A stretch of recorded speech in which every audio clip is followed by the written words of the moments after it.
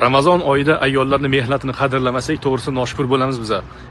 Bizga qaraganda kamida yarim soat, 1 soat oldin uyg'onishadi.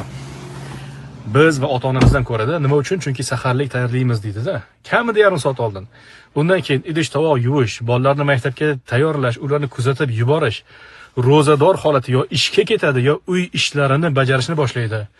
Yuv, spir, sidir, changlarni art va hokazo. Bu uyda ishlar juda ham ko'p bilasizlar. Endi bu narsalarni och qoringa ro'zador holatda qilishlik ularga ham oson emas. Bu narsani tushunish kerak. Kamida 2 soat oldin iftorlikka harakat boshlaydi.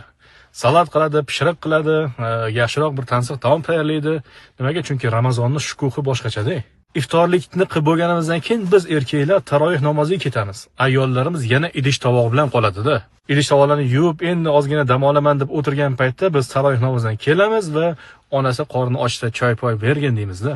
Ayollarni Ramazon oyida boshqa paytlarga qaraganda xizmatlari 2-3 barobar ko'payib ketadi. Biz qadriga yetishligimiz kerak.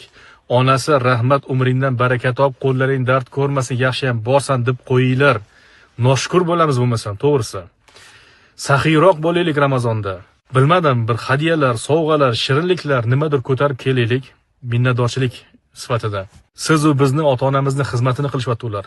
Va men tavsiya qilgan bo'larni vaqti bilan pul berib turinglar. Ularning ham shaxsiy xarajatlari bo'ladi.